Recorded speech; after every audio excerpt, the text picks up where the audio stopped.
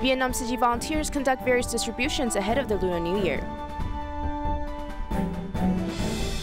Long-term severe droughts in Kenya push individuals to migrate in order to seek water.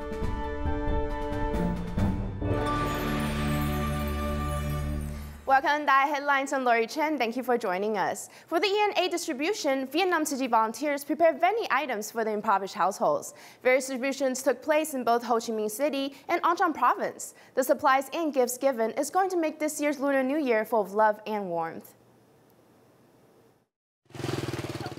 In Vietnam's An Giang Province, the year-end-aid distribution is about to start. The majority of the recipients are the elderly and impoverished households. Jilong District is one of the most impoverished areas in An Giang Province. The population is around 130,000.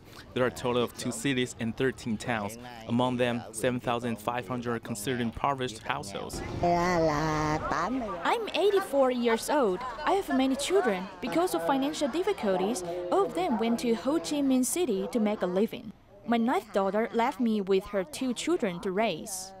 It's been years that the agricultural industry has struggled with poor harvests. There are no industrial zones or commercial developments, so families with unstable incomes are literally stuck in poverty. Therefore, Vietnam Tzu Chi volunteers held 4 aid distributions in Chi Dong District, Tân Bien District, andDan Giao Town for a total of 2,000 households. The aid supplies included financial assistance, rice, cooking oil, and noodles. I am old and I live alone. I cook for myself. Both the children and grandchildren have left home to search for work. A total of 41 volunteers receive an average of 500 households at each distribution. Everyone's working diligently and with high efficiency. They all have great patience when it comes to accompanying the elderly. The way Tzu Chi conducts the distribution shows that the world is still filled with love and compassion. In addition, they have a lot of respect in how they interact with the recipients. Ngày đi theo đoàn cảm giác là mệt thì công việc nhưng mà thực sự là tôi cảm thấy rất hạnh phúc khi nhìn thấy những nụ cười của bà con. My heart is filled with joy and love. All the hard work beforehand just seemed to instantly disappear into thin air. It's not like it disappeared for just a moment. It's that I don't even feel tired anymore. I actually feel better physically. Feeling grateful and blessed, everyone sang in unison. The distribution turned into a joyful reunion, rewarding both the body and mind. For another distribution event, Tzu Chi volunteers packed the supplies the night before in Ho Chi Minh City. Making sure everything goes smoothly, the volunteers headed out before dawn.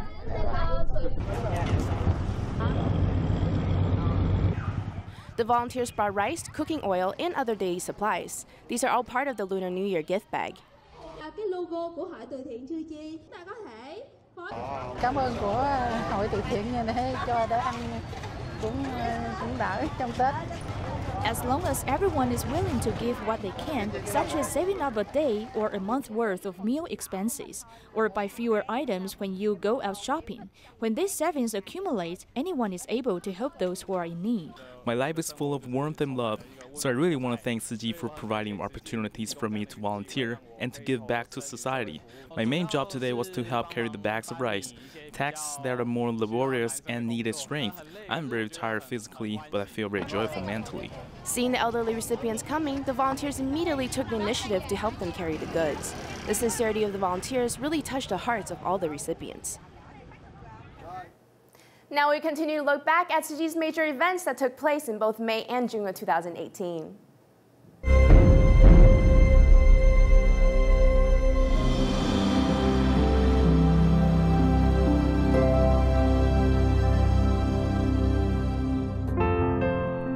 In May, Tzu Chi members held bowing pilgrimages to honor the 52nd anniversary of Tzu Chi.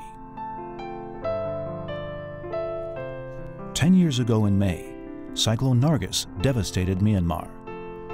Tzu Chi was the first NGO to receive the Myanmar government's permit to carry out relief for those affected. To help farmers recover from the disaster, Tzu Chi gave out rice seeds in 29 farming villages in the worst-hit area. To pay back, a farmer saved up a handful of rice from every meal to help the needy.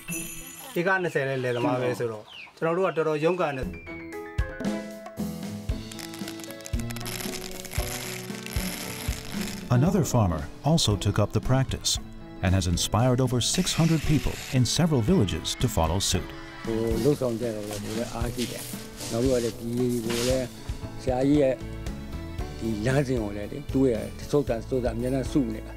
To donate to Tzu Chi, a farmer saved 50 Myanmar dollars every day. He even ironed the bills so they wouldn't get damp.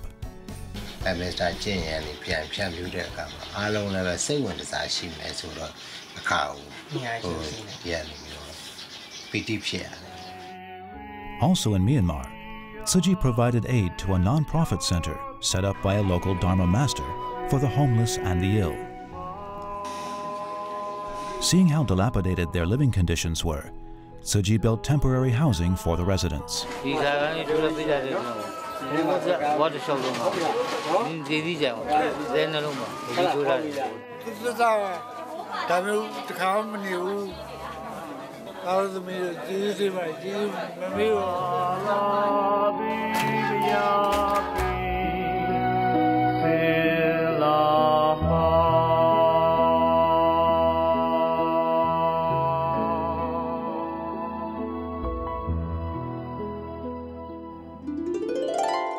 In 2008, Sichuan, China was hit by a major earthquake.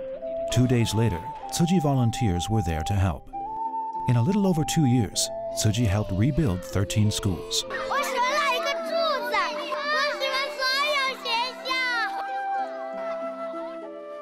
10 years later, the locals are still very grateful. 16岁的我看到了除了落水以外很美好的世界。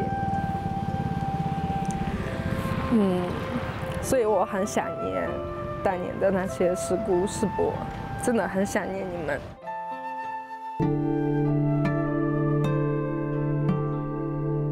In May, to honor Buddha Day, Mother's Day, and Tzu Chi Day, Tzu Chi volunteers held Buddha Day ceremonies in 37 countries and regions around the world. Over 350,000 people attended the events.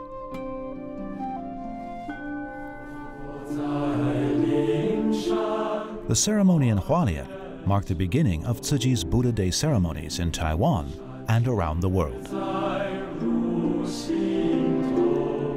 In Taipei, over 26,000 people attended the ceremony. A drum and bell performance was also presented. The Buddha Day ceremonies were also held in other parts of the world, including Myanmar, Indonesia, Singapore, Haiti, Sri Lanka, Ecuador, and Mozambique.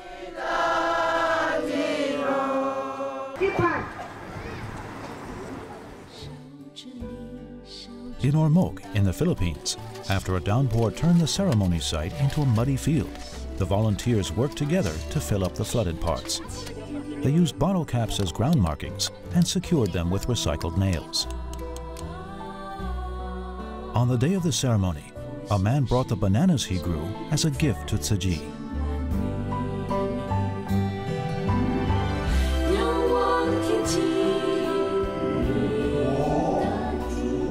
In 2018, Tzu Chi Malaysia turned 25 years old. Over the years, Tzu Chi Malaysia has been providing free dialysis to patients in need, supporting students from poor families with tuition aid, and setting up kindergartens to nurture the young generations. In Sabah, there's a community of wooden stilt houses where 2/3 of the residents are undocumented immigrants. Due to their status, the children cannot go to school. Saya kasihankan adik-adik saya mencari duit, pergi pungut botol.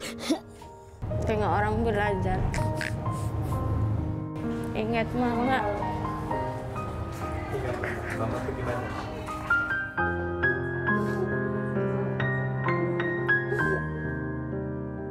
Worried about the children's future, Tzu Chi volunteers set up a learning center to provide them with free education. Suci itu adalah bersih dalam bahasa Melayu Islam. Suci, ikhlas.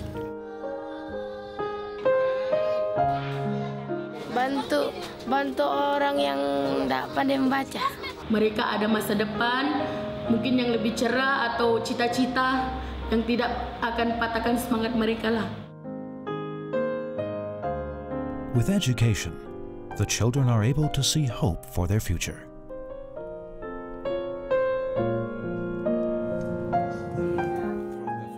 In June, Tzu Chi volunteers in Europe went to Portugal again to give out aid to those affected by the wildfires in 2017. Why people from the other side of the world are concerned with our problems in Mandela? Porque somos una familia. My own home, with my family, with my kids, try and help. If we all help a little. 这个希望的根苗就慢慢地燃烧起来。 Many locals are inspired to give. So your contribution yourself, at that time, you feel very happy? Casas, fazendas, celeiros e silos dos agricultores foram engolidos pelas chamas e estes precisaram de ajuda. The volunteers in Europe also care for refugees stranded in Serbia and provide them with breakfast and dinner every day. Tzu Chi is part of all our efforts, and Tzu Chi is of our family. For years, the volunteers have been working closely with Serbia's local commission for refugees. Ever since the Syrian civil war broke out in 2011, over 350,000 lives have been lost and almost 12 million people displaced.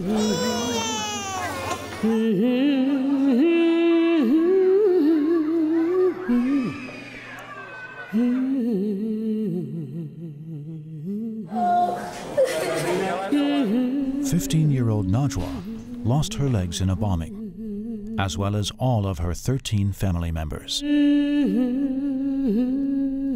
Since 2014, Tzu Chi volunteers have been caring for the Syrian refugees in Turkey. In 2015, Tzu Chi further set up a school for the Syrian children to receive an education, including Najwa.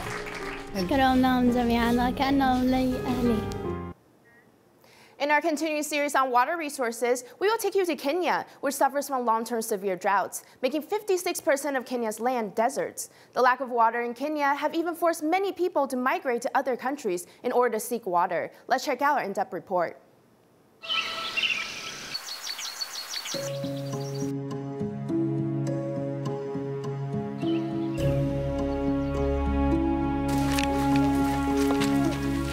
Walking in this desert with the wind whipping past the West Pakat Advance, this underground spring is the only hope for water in this riverbed.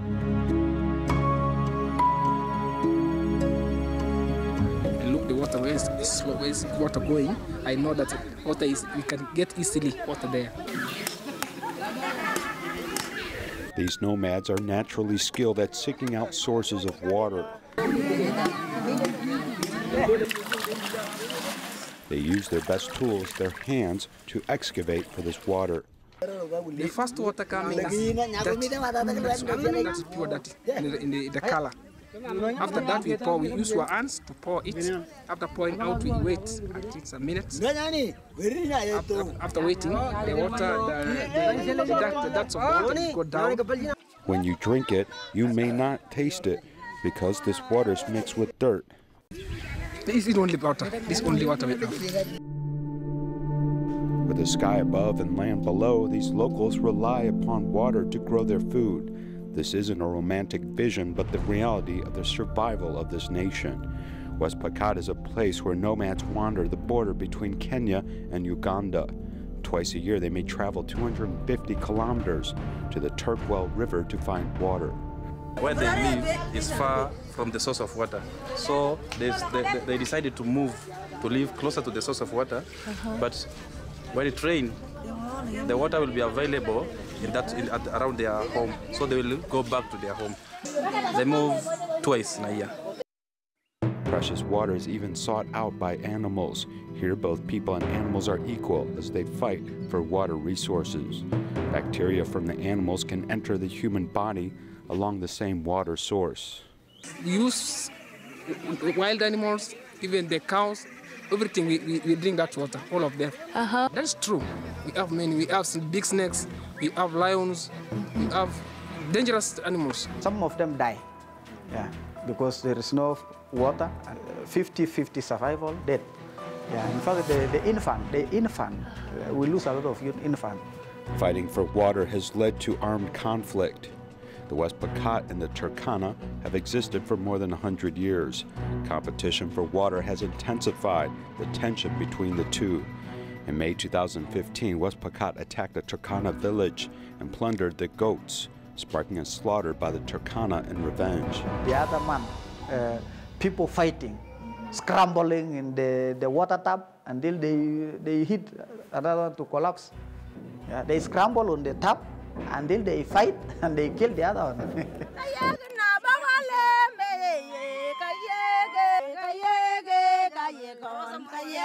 While the sun and air may be at your fingertips, it is water that sustains life.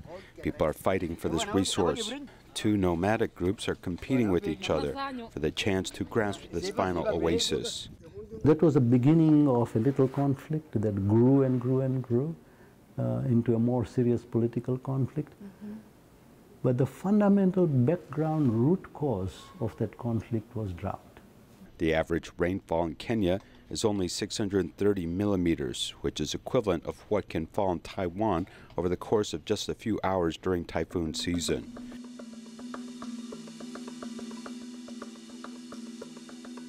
And this thatched hut without a man is where this indigenous woman Lillian lives.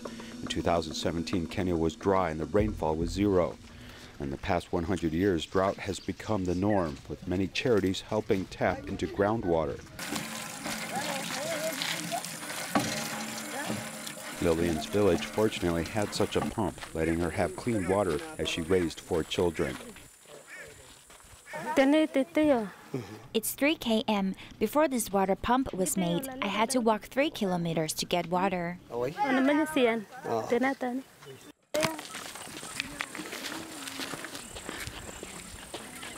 Water is a must for survival, and yet sometimes it may not be worth the effort needed to get it. We think of water as free, right? Yeah. Just like air is free, we all breathe air. We all need water. Without it, we can't survive. So water should be a fundamental human right. But it is not. Regrettably, in Kenya, scarce water supply cannot supply a skyrocketing population. Each woman has an average of 4.5 children, which is nearly twice as high as the global average of 2.5 children. The population of Kenya has grown from 8 million in 1960 to over 48.46 million. In dry parts of the world, the water table actually might not be high, so you might have to go deep down to explore it. One challenge. A lot of rain, so it's not like groundwater is being recharged. So if you take that water out, that water table will sink further and not get recharged. And eventually you'll run out of water anyway. What will happen when all the water resources are depleted? The United Nations has launched multiple programs to allow ethnic groups to migrate to places with water, where they may face the problem of the disappearance of their tribal culture. The distribution of water resources is still a drop in the bucket compared to drought, which has been this thorny issue for decades that so far remain unresolved. The U.S. team at Tzu is conducting its last free clinic day in Ecuador. It's been a week-long process providing medical services to various communities in need. Tzu Chi has become a household name for the local residents. Tzu Chi plans to recruit more local volunteers so that the 4 major missions can take root in Ecuador.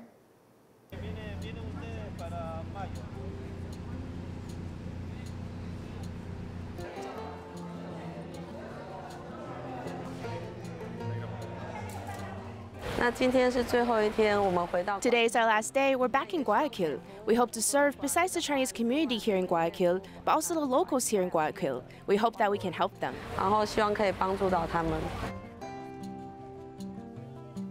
I have been working on the streets for 23 years, here as the traffic lights, cleaning car windshields. I came to have my daughter seen because she's sick.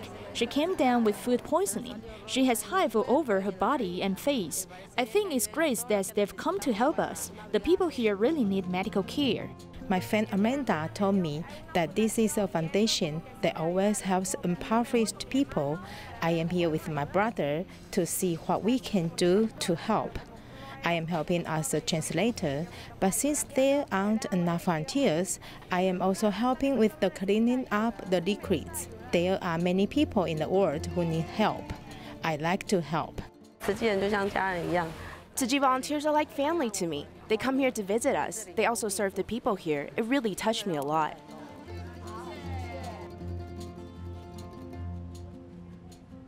I've been in a wheelchair for 3 years now due to a car accident.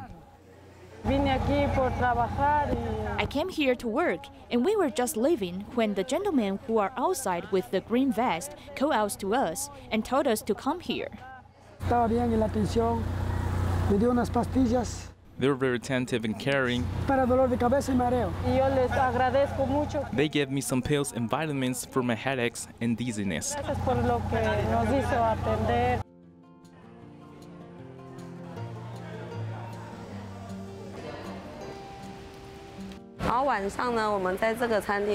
I thank you very much for having treated us so well, and thank you very much for your attentiveness. Tonight, we'll have a year in blessing ceremony here in this restaurant. We hope to deliver Dharma Master Dayan's blessings and also the love of global Tzu Chi volunteers to the people here, letting them know that giving is not just a privilege of the rich. We can also use our own power, our own strength, and our love to help others in need. There's a very dedicated Malaysia Tima doctor, He Bing, who's always willing to share about his medical journey with others. He hopes to inspire more young doctors to join the ranks of Tima to help serve more underprivileged individuals. There are many ways to help people and do good deeds. However, 31-year-old He Bing chose a relatively difficult path. When I first decided to be a doctor, my reason was simple. I just wanted to help people. When I saw ill patients, I wanted to help them. However, his busy schedule has kept him occupied, and he made him feeling confused about his life. Only when he listens to Dharma Master Zheng Yue's teachings in life wisdom, he feels enlightened and calm. Every morning there is a guidance from the Master, so I can apply it to my work and face challenges. He is very fortunate because his wife is also a doctor who is very understanding and considerate. All I can do is simply listening to him. I feel that as a doctor, he's very busy at work, so he certainly wants his family to understand his situation.